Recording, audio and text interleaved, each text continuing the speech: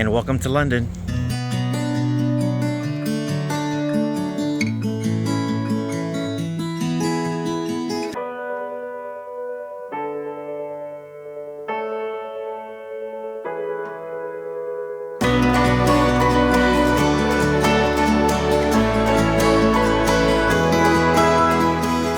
Alright, so here at the London Tower, next to the real London Bridge, not the one from the States.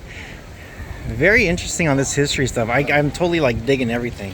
Let's go inside and see what we find. So the Tower of London officially has His Majesty's Royal Palace and Fortress of the Tower of London.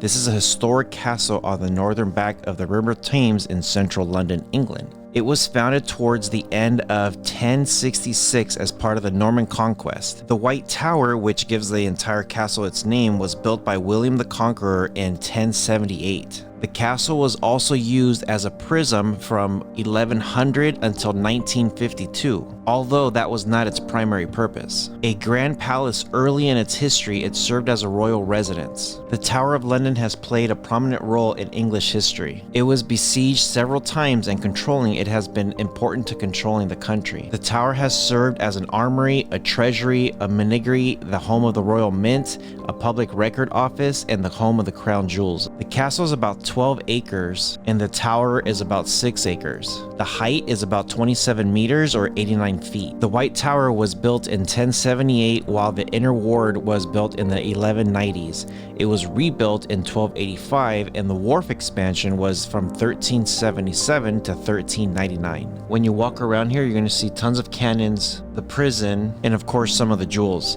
Now just be sure to read the instructions where it says some places you can't take videos or pictures, so respect the area. Now just within a few, maybe 5-10 minute walking distance, you're gonna see the London Bridge. The total length of this is 269 meters or 882 feet.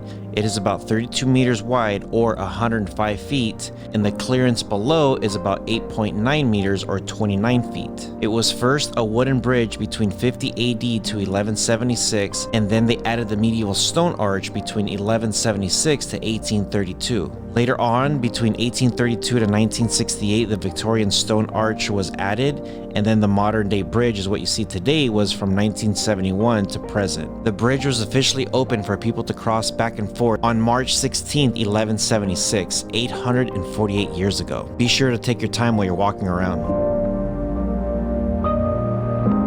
Okay, we're here at the British Museum. This is like a very highly recommended place, one of them. So I've never heard of it before. Let's just go ahead and see what's inside. So the British Museum is a public museum dedicated to human history, art, and culture located in the Bloomsbury area of London. It documents the story of human culture from its beginnings to the present. Some people actually call this the Museum of Stolen Artifacts because it has worldwide things that are displayed everywhere. The museum is about 807,000 square feet or 75,000 meters. It is extremely big. You could probably stay here for 3 or 4 days, and that won't be enough to be able to see everything and read everything. You will find so many things here from Egypt, from Sudan, from different parts of Asia, the United States, the Roman Empire. You will find everything here. So I'm just gonna go ahead and let you guys watch and see exactly what you'll find here. Enjoy.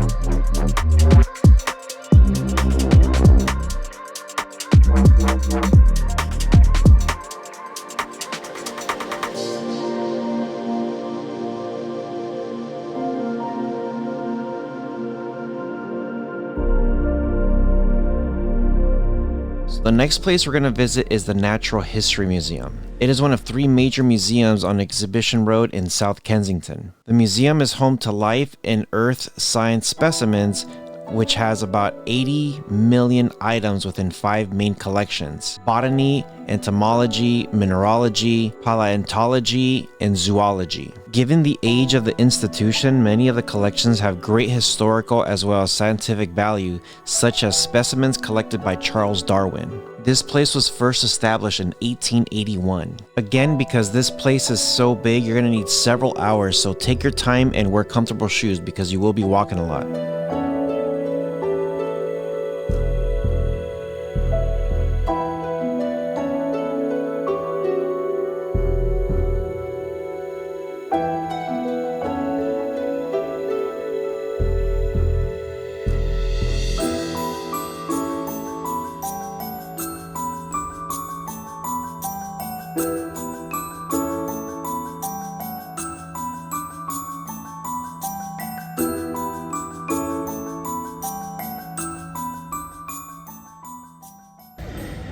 Alright, going to Westminster Abbey. Very curious about this place. I've always heard of it, but I've never really been inside, so I've never known too much history, so let's check this place out. So the Westminster Abbey was formerly titled the Collegiate Church of St. Peter at Westminster. Since 1066 AD, it has been the location of the coronations of 40 English and British monarchs and a burial site for 18 English, Scottish, and British monarchs. At least 16 royal weddings have taken place at the Abbey since 1100 AD. Origins of this church are not well known. An abbey housing with monks was on the site by the mid-10th century. Historians do agree, though, that there was a monastery dedicated to St. Peter on the site prior to the 11th century, though its exact origin is somewhat unsure also. One legend even claims that it was founded by the Saxon king Sabert of Essex, and another claims that its founder was the fictional 2nd century British king Lucius. What we do know in modern history that there's been a lot of stuff that's been happening here. During the 13th century, Westminster Abbey continued to be used as a coronation site, but after Edward the Confessor, no monarchs were buried there until Henry III began to rebuild it in the Gothic style. Throughout the centuries, there's been things that have been added, like adding new towers, new windows, new portraits, and there even was a period of dissolution and reformation when Henry VIII broke away from the authority of the Catholic Church in Rome and seized control of English monasteries in 1530s. Entry prices are about 30 euros, and you do have to schedule your date and time. Be sure to pay this place a visit.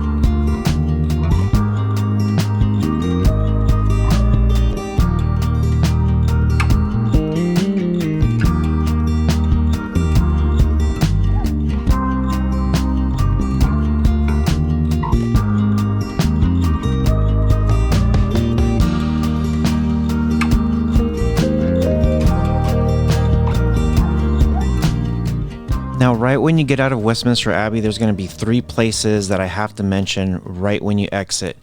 Big Ben is right around the corner, the London Eye, and also Churchill's War Rooms. When you go to Big Ben, it does remind you like everything that you saw in Peter Pan, how he was flying around the clock tower. It was a pretty surreal moment for me because I never thought I would ever come here to visit this place. And right down the River Thames, you're going to see the London Eye, which I didn't get a chance to go to, but a lot of people do like these giant merry-go-rounds, and you do get a good bird's eye view of Waterloo. Now, if you do come right back and you go towards the park, you want to come up towards St. James Park. You're going to see the Duck Island Cottage and also the famous Churchill's War Rooms. The War Rooms are all located underground, which this is one out of many that was built during World War II times. They began building them in 1938 and became fully operational on August 27, 1939, a week before Britain declared war on Germany. The war rooms remained used throughout the Second War before being abandoned in August 1945, right after the Japanese surrendered. As you walk here, you're going to see where Winston Churchill used to sleep, where they used to plan some of the attacks, and there is even one section that they got bombed, but luckily for them, it didn't hit anybody. The tickets are about $40, so you have to be sure you schedule your date and time to go. Plan well in advance for this because it does sell out.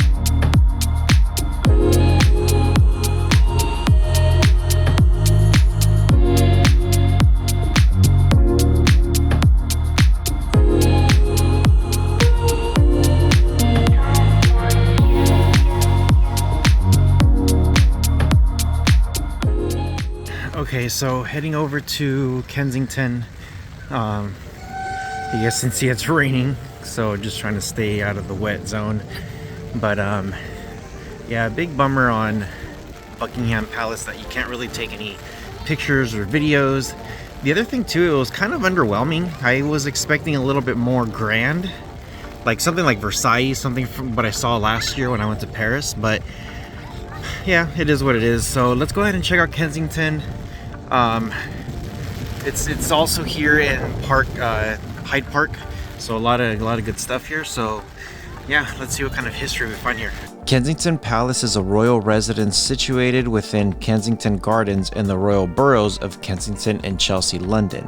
It has served as a residence for the British royal family since the 19th century, and it is currently the official London residence of several royals, including the Prince and Princess of Wales, the Duke and Duchess of Gloucester, the Duke and Duchess of Kent, and a few others. The palace was originally a two-story mansion built by Sir George Coppin in 1605. Shortly after William and Mary assumed the thrones as joint monarchs in 1689, they began searching for a residence better suited for the comfort of the asthmatic William. I didn't book ahead of time when I came to the palace. I just came here and just walked right in. And I think I just got really lucky because it was bad weather. It was roughly around $25, so be sure you do book and plan ahead of time. So let me know what you guys think about London. There's so many things to do. Just taking a walk here through the park, and yeah, incredible. I think within the time span that I was here in London for a week and all the stuff that I did, I could have spent much longer time and still not seen it all. There's so much history, there's so much stuff. I was loving every second of it. Let me know in the comment section below if you've ever been to London. What do you recommend? What do you recommend for me to come back? So yeah, hope you guys are doing well. Let me know what you guys think. With all that being said, you guys take care of each other. See you guys in the next one.